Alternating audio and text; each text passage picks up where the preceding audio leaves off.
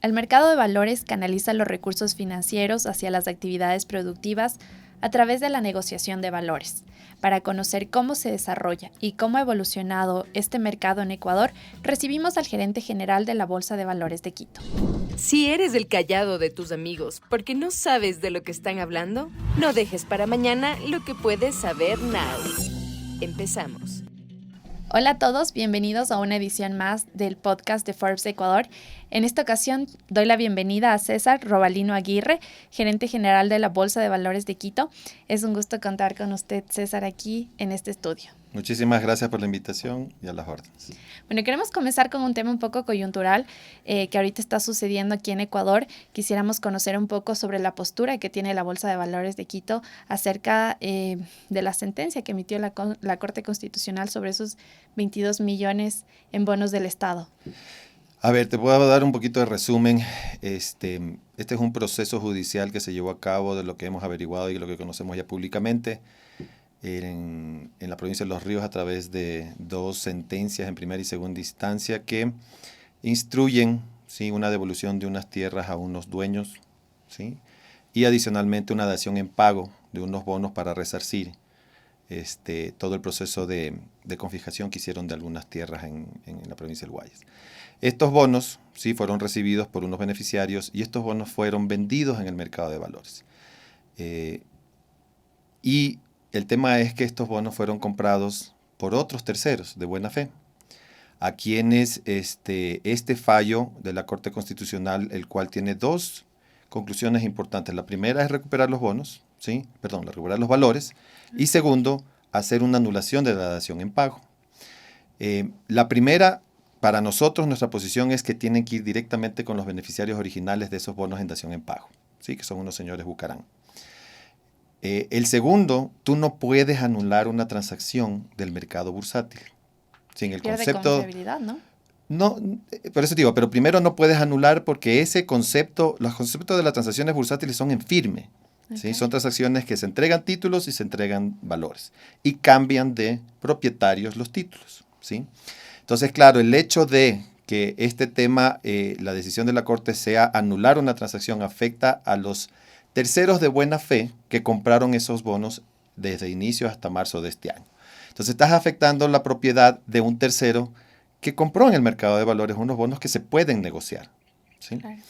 Entonces el tema sí es complejo porque genera bastante desconfianza en el mercado de valores, bastante desconfianza en interesados que pueden comprar no solamente títulos de valor público, sino títulos que pueden ser del sector real, porque no sabes lo que puede hacer los que pertenecen a la función judicial, ¿sí?, un juez de cualquier parte del país que pueda revertirte una transacción y en la cual pierdes tu capital y pierdes tu rendimiento cuando estás interesado en invertir en títulos que te dan una rentabilidad y una tasa en el tiempo, ¿no? Y tengo entendido que también el Banco Central bloqueó temporalmente estos títulos, ¿no? Sí, la instrucción o el fallo de la Corte va dirigida al Ministerio de Economía y Finanzas, al Banco Central y al Ministerio de Agricultura, que es el que participa dentro del proceso judicial, ¿sí? Entonces, el central administra el DCB, que es el depósito, ¿sí?, el custodio de papeles de títulos públicos, que por ley ellos los custodian.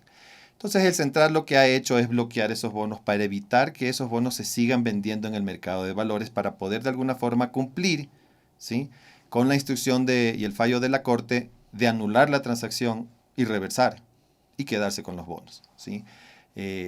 Claramente, te digo, no es razonable haber ejecutado así las cosas. Entiendo que tienen que ejecutar órdenes de la Corte o cualquier sistema judicial, pero no puedes afectar a terceros de buena fe que compraron.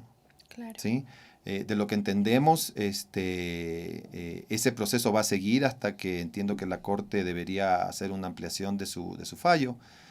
Nosotros no sabemos quiénes son los títulos actuales, sabemos que tuvieron unos titulares antes, que eran los señores Bucarán que vendieron, porque hay un concepto de sigilo bursátil. Entonces yo no puedo saber quién compra los títulos, ¿sí? Entonces las bolsas no tenemos esa información, las únicas entidades que conocen y tienen esa información son los depósitos, son los custodios, que en este caso en el país hay dos, que es el DCB, que es el que custodia básicamente los títulos del sector público, y el DCVALE, que también hace las funciones de custodio de títulos desmaterializados. O sea que hay afectados que obviamente ellos van a querer. Sí, correcto, que hay afectados de buena fe. Claro. Terceros de buena fe que son propietarios de esos bonos y que confiaron en comprar esos bonos en un mercado de valores y que confiaron en que el Estado les va a tener que pagar esos bonos en un tiempo Y para determinado. las personas que nos están escuchando, yo no sé, ¿nos puede explicar tal vez en qué consisten estos bonos del Estado y en estos bonos internos que también son importantes, ¿no? Para la economía? Claro. Mira, el Ministerio de Economía y Finanzas, que es el rector de las finanzas públicas, emite dos tipos de títulos en el mercado, ¿sí? El uno son CETES, ¿sí? Que son operaciones o son títulos que se venden en el corto plazo hasta un año, ¿sí? Y el segundo son bonos a largo plazo, ¿sí? Entonces, esos bonos se negocian en el mercado de valores y se transan entre el Ministerio de Economía y Finanzas y algún interesado en comprar ese título, ¿sí? Eso se ha hecho ya desde hace muchos años atrás, ¿sí? Entonces, sí es lamentable que generes bastante desconfianza en el mercado para seguir transando con esos títulos.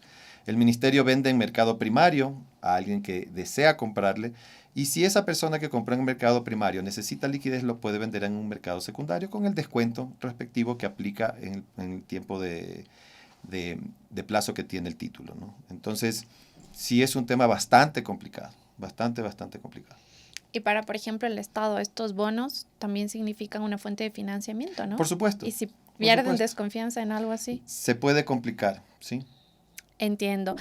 Y César, ahora sí pasando de tema un poquito.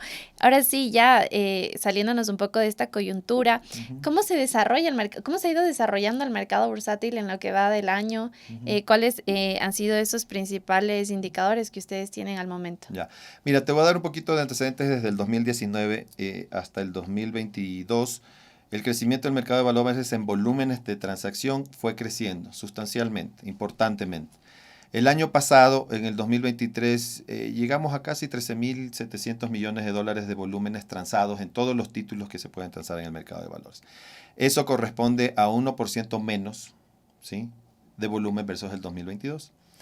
El volumen transado al que me hago referencia es al volumen anualizado que se llama, ¿sí? El volumen anualizado, tú puedes emitir un papel a 5 años y simplemente anualizas para poder generarlo dentro de la equiparación entre el largo plazo y el corto plazo. Entonces, ese es importante porque es lo que realmente se traza en un mes, no el valor efectivo. Entonces, claro, tuvimos una reducción de 1%. En el primer trimestre de este año tuvimos una variación negativa en ese concepto de valor anualizado de casi el 14-15%. ¿A qué se debe esa reducción? Ahí hay dos, creo que son dos razones importantes. La primera, claro, hay un tema de precaución a raíz de la declaratoria de guerra que estamos interna, ¿sí?, del estado de excepción, en la cual los agentes económicos, tanto del lado de emisores, que son los que ponen sus títulos en el mercado de valores, y los inversionistas, empiezan a decir, mejor me espero un rato a ver cómo se desenvuelve esta coyuntura para ver si sigo requiriendo fondos vendidos a inversionistas para poder seguir con mis proyectos o de financiamiento de capital de trabajo o de financiamiento de proyectos de largo plazo, dependiendo de cuál sea el modelo de estructuración de cada uno de los emisores. Y la segunda, que creo que es importante, ¿sí?, es la competencia que existe en las tasas de interés por la liquidez local. Entonces, el mercado de valores, a pesar de que para nosotros es un complemento del endeudamiento financiero a través de los bancos, principalmente en el sector productivo y las cooperativas, tenemos que entender que las tasas de captación, ¿sí?, las tasas que captan los bancos para poder fondear su operación, han ido subiendo desde junio del año pasado. Entonces, si tú tienes ahorros, ¿sí?, puedes entregar tu dinero en un banco y eso te puede generar tasas realmente importantes en dolarización, que son entre 9, 9,5, 8,5, 9,5. En los bancos, en las cooperativas puede estar un poco mayor, tipo 10, 10,5. Y claro, cuando tú quieres vender un título en el mercado de valores, no estás alineado al nivel de tasas y rendimientos que da el sistema bancario, el sistema de cooperativas. O sea, la gente prefiere irse al sistema Entonces, bancario. claro, hay competencia, análisis de competencia de tasas, rendimientos y de riesgo. Entonces tú dices, me voy por el que me están pagando más rendimiento, ¿sí? Entonces, eso nos ha generado las dos razones en estos tres meses del primer año a esa reducción en volúmenes, ¿sí? En el mes de abril ya tuvimos un incremento positivo, ¿sí?, de 1 o 2%, solamente abril de este año, abril del año pasado. Pero ya cuando empiezas a ver los 4 meses, todavía tenemos una pequeña reducción de unos 2-3%. ¿Cuántas empresas participan actualmente en la Bolsa de Valores de Quito? A ver, en el concepto del mercado de valores tú tienes emisores. Okay. Tenemos alrededor de 320 emisores que participan, ¿sí? Como emisores colocando títulos en el mercado de valores. Estas 300 Ajá. empresas están en todo Ecuador, no Sí, solo en es todo Quito. Ecuador, estoy hablando Entiendo, nacional, estoy hablando a entiendo. nivel nacional. Entonces ellos emiten obligaciones corporativas que son títulos a largo plazo para financiar proyectos de largo plazo y emiten papel comercial, ¿sí? Para poder financiar su capital de trabajo hasta un año, ¿sí?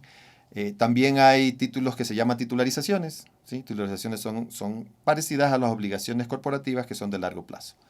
Eso es lo que emiten los emisores. Adicionalmente, los que forman parte del sistema financiero, bancos, cooperativas y mutualistas, por lo general venden sus certificados de depósito y captan certificados de depósitos del mercado de valores, sobre todo institucionales, privados y públicos, que son ya mucho más grandes en términos de tamaño financiero. De estas empresas, ¿cuáles son los principales sectores o industrias que Ahí participan? tienes el sector comercial, tienes el sector de aceros, tienes el sector alimenticio. Básicamente están esos tres. Y sector servicios también, en los grandes sectores, ¿no? Pero tenemos cerca de 300 y pico de emisoras en el mercado, que es un buen número, ¿no? ¿Y esos emisores también son públicos? No, son privados. Los únicos públicos que participan ofreciendo títulos es el Ministerio de Economía y Finanzas. Ah, entiendo. Tienes adicionalmente, por ejemplo, la CFN, tienes BIES, tienes Ban Ecuador, Banco de Desarrollo, que participan del mercado, básicamente captando y colocando certificados de depósito con los bancos y con las cooperativas. Pero el sector real, netamente, emite obligaciones corporativas, papel comercial y titularizaciones. ¿Qué necesita el mercado de valores para retomar esas cifras de crecimiento, esos índices? A ver, te digo, el desafío es bien grande. Yo tenía en cabeza 4 cosas que son interesantes. El primero es capacitación, ¿sí? Llevamos más de 55 años como mercado de valores y no nos hemos desarrollado de la forma de. Ahorita mayoritariamente participan empresas jurídicas, personas jurídicas, y hay un pequeño grupo de persona natural que sí invierte y participa en el mercado de valores, sea comprando renta variable, que son acciones, o sea comprando títulos en el renta fija, ¿sí? Eso significa capacitar, ¿sí? Dentro del proceso de capacitación se estableció a través de la Junta de Política de Regulación Financiera la Estrategia Nacional de Inclusión Financiera. Participamos como mercado de valores.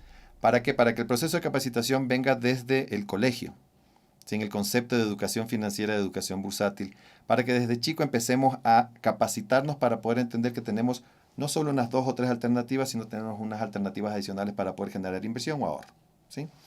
El segundo creo que es un tema de conciencia, ¿sí? y un tema de participación. Tienen que existir mucho más emisores en el mercado de valores. Tenemos el reto de fomentar que existan más empresas que puedan listar sus acciones en el mercado de valores, levantando capital, ¿sí? De otros inversionistas que no necesariamente son el grupo familiar, porque las empresas aquí en Ecuador básicamente en un porcentaje alto son familiares, ¿sí? Y el otro tema importante es, desde el punto de vista de ahorro e inversión, es empezar a colocar en el mercado de valores títulos que tienen un concepto de finanzas sostenibles, ¿sí? El concepto de finanzas sostenibles primero te permite emitir títulos que tienen 2 propósitos. Primero, una alternativa de financiamiento para tu negocio en marcha, y el segundo, que se ancla a cualquiera de los 17 ODS de la Agenda 2030 de las Naciones Unidas. Tienes temas de género, tienes de reducción de pobreza, tienes de educación, tienes mejora de calidad de vida, tienes para atender a las personas de mayor edad, etcétera, etcétera. El tercero, que es importante, es un concepto de integración. En la economía ecuatoriana es limitada como para poder hacer un proceso mayor de crecimiento y desarrollo del mercado, entonces tenemos que accesar a los mercados internacionales. Estamos trabajando con la Junta y con la Superintendencia para poder hacer cambios normativos, ¿sí? Que nos permitan decir, si yo soy un emisor en el país, puede emitir en Panamá, puede emitir en Perú o puede emitir en Chile. Y viceversa, puede invertir afuera o puede venir inversión. De esa forma empiezas a generar un círculo virtuoso de crecimiento como alternativa de financiamiento adicional, ¿sí? El cuarto es un tema regulatorio. Hemos estado trabajando desde el punto de vista de la Bolsa de Valores Quito desde hace, si quieres, unos 6, 7 años en un cambio a la ley del mercado de valores que nos permita tener un proceso de integración mucho más agresivo, que nos permita tener nuevos productos. Dentro de nuevos productos puedes tener todo el concepto de forwards, ¿sí? De opciones que puedas vender. Tratar de que las bolsas de valores sean bolsas de comercio para poder tratar de hacer ventas a futuro de los productos que podemos producir en el país, para no tener que estar comprando en spot, por ejemplo, la papa, el maíz, etcétera, etcétera, ¿sí? Y otros cambios normativos que nos permitan de alguna forma ampliar los inversionistas que tenemos aquí. desde ese punto de vista, la idea es tratar de generar incentivos tributarios cuando puedas invertir en el mercado de valores, adicionales a los que hay, ¿no? Son un poquito concluyendo, necesitamos políticas públicas, leyes y educación. Y educación. ¿Cuáles son, tal vez tienen ustedes dentro de la Bolsa de Valores alguna iniciativa que ya estén lanzando enfocada en alguno de estos ámbitos? En el tema de capacitación, el año pasado nosotros capacitamos a 10.000 personas. Eso fue un incremento de cerca del 32-33% versus el año 2022. Nosotros tenemos una amplia, ¿sí? Base y listado de cursos que hacemos desde el punto de vista de principiantes hasta un poco más expertos en temas financieros. Cualquier persona Cualquier puede. persona, tanto persona natural, hacemos, te digo, capacitaciones a estudiantes de universidades o colegios, puede ser profesionales que tengan interés y pueden ser empresas que tengan interés que sus empleados conozcan, y adicionalmente tenemos programas ejecutivos con 2 universidades a nivel país que ya son un poco más específicos, porque el mercado de valores es bastante técnico. ¿Sí? Totalmente. Entonces, claro, eso lo seguimos manejando y es una de nuestras estrategias bien fuertes de seguir capacitando, ¿no? ¿Y qué recomendaciones le daría a las empresas que están pensando en emitir obligaciones en la bolsa? ¿Cuáles serían esas cositas que deben hacer? Yo creo que primero tienen que decidir internamente, ¿sí? Entender que hay otra fuente de financiamiento alterna al financiamiento bancario o de cooperativas, ¿sí? Segundo, sí es un proceso que tienen que asesorarse con una casa de valores, ¿sí? Las casas de valores son las únicas a nivel país que están autorizadas a estructurar y a ser intermediarios de valores en el mercado bursátil ecuatoriano, ¿sí? Y una vez que tengan esa asesoría de las casas de valores van a decir, bueno, sí tienes esta capacidad en función a tus balances, a tus proyecciones, a tu capacidad de pago a futuro, a tu nivel de riesgo, de emitir a largo plazo, a corto plazo y tales montos, ¿sí? Entonces las casas de valores son las llamadas a hacer ese proceso de asesoría y de estructuración de los títulos. Pero que vengan, porque siempre tienes una alternativa diferente al negocio financiero tradicional que hay en el país para poder endeudarse. Y en cambio, ¿cuáles serían esas recomendaciones que le podría dar a las personas naturales que quieren invertir y no saben cómo comenzar o por dónde ir? Yo creo que ahí, como Bolsa de Valores Quito, tenemos nuestra página web, tenemos información, tenemos una semi-oficina de datos y tenemos un Infolab BBQ, ¿sí? Que ahí podemos proveer información para que puedan entender qué significa el concepto de comprar un título en el mercado de valores. El segundo es que vengan y se capaciten con nosotros. Y claro, la tercera fase y final ya es si tienes que hablar con una casa de valores, la cual va a ser su gestión de asesoría, y en función a tu nivel de aceptación de riesgo, ¿sí? Te puede recomendar diferentes títulos de crédito o títulos valores que puedas negociar en el mercado de valores. Pero primero hay que educarse. Si conoces el mercado, escuchas del mercado, pero si no lo conoces, hay que educarse. No queda de otra. Te digo, creo que en el nivel que estamos en el mercado financiero, yo tengo amigos que compran acciones en Estados Unidos a través de apps, ¿sí? Pero aquí no quieren comprar ni un centavo. Hay que es impensable, ¿no sé? Exacto. Por ahora, ¿no? Lo que pasa es que el mercado de acciones en el país es bien pequeño, es bien insípido. Aquí se negocian, no llegan ni a 100 millones de dólares de los casi 14.000 millones en trading de acciones. ¿Sí? Tienes unas 8 a 10 empresas que cotizan, que son bien líquidas, que puedes comprar y vender dependiendo de tu necesidad. Entonces, claro, tenemos que fomentar también que vengan empresas a cotizar en bolsa sus acciones, a capacitar, ¿sí? Y conjuntamente con las casas, pues hacer ese proceso de que se interesen de participar en el mercado de valores. Totalmente. ¿Hacia dónde apunta el sector este año? A ver, nosotros creemos que el primer semestre va a estar, llamémoslo así, sin crecimiento, ¿sí? Nosotros esperamos que los últimos, entre 3 y 5 meses del año podamos tener un crecimiento importante, el momento que las tasas puedan quedarse estabilizadas desde el punto de vista de competencia por el mismo nivel de liquidez que hay en el sistema, ¿sí? Y claro, los esfuerzos que están haciendo las casas de valores y las bolsas de valores y todos los que participamos del mercado para seguir haciendo ese incentivo para que vengan a participar del mercado. Adicionalmente, claro, tú tienes algunos temas económicos que es incremento de IVA, las tasas adicionales que tuvimos que pagar como empresas, hay una porción que tienen que pagar los bancos y entiendo las cooperativas hasta este mes de mayo. Entonces, eso tentativamente debería generar más niveles de liquidez para que el gobierno pueda hacer procesos de inversión productiva, ¿sí? Para que pueda generarse más liquidez en el sistema financiero. Y con eso, pues ya no tener esa pelea tan agresiva que hay en temas de tasas de rentabilidad y podamos poder seguir vendiendo los títulos y seguir financiando al sector productivo a través del mercado de valores. ¿Y cuáles son sus expectativas para el siguiente año? Vienen elecciones, igual seguimos un poco convulsionados por temas de corrupción, delincuencia, seguridad. ¿Cuáles son como esas expectativas que planean para el siguiente año? Mira, a mí me gusta ser siempre positivo. ¿Sí? Creo que este país, desde hace algunos años atrás, tenemos todas estas convulsiones políticas. ¿Sí? Claro, los niveles de seguridad son complejos a partir del último semestre del año pasado. Se están controlando, pero claro, mientras no tengamos esa capacidad de extraer ciertas cosas, ¿sí? Del ámbito político, porque ya llevamos 20 años en lo mismo, ¿no? Totalmente. Entonces, cada año pasa algo nuevo. Cada año pasa algo nuevo y ya estamos acostumbrados. Los agentes económicos tenemos que saber evaluar, ¿sí? Que estos temas son pasajeros desde el punto de vista de coyuntura, que ya la hemos tenido antes. Entonces nosotros manejamos en la bolsa ese speech y siempre vamos a tener un proceso de crecimiento de acuerdo a nuestras proyecciones. Entonces, si tienes un tema de elecciones, pero hay que tratar esta vez, te doy el ejemplo de Perú, ¿no? Perú tiene tantos procesos de convulsión de política, tuvieron problemas de seguridad, también tiene políticas de temas de corrupción, pero los agentes económicos han logrado extraer, ¿sí? Todo ese tema político y por eso Perú sigue en un nivel de crecimiento importante, no hay tantos procesos de devaluación de la moneda agresivos, exportan bastante, tienen bastantes niveles de inversión, ¿sí? Entonces creo que los agentes locales tenemos que extraer ese tema. Si no, vamos a seguir en paro ahorita, después de 2-3 meses veo qué pasa y sigo, ¿no? Hay que apostarle al negocio que tienes, hay que apostarle al país. Y sobre todo también podemos aprender, ¿no? De países como usted menciona, Perú, o de otros países de la región, tal vez de otro continente que tienen mucho más fortalecido este mercado bursátil y aplicar esas estrategias. Yo estuve conversando con la Bolsa de Chile, creo que hace 5 o 6 meses, ¿no? Para poder ver qué es lo que ellos están haciendo, cómo lograron cambiar. Y claro, me quedó en la mente un tema que creo es importante. En la Bolsa de Santiago, porque hay 2 o 3 bolsas en Chile, la Bolsa de Santiago negocia $2.000 millones diarios. Nosotros no llegamos ni a 14.000 en el año. ¿Sí? Entonces son mercados mucho más desarrollados, que tienen la normativa adecuada a la actualidad, ¿sí? Y tienen un proceso de capacitación.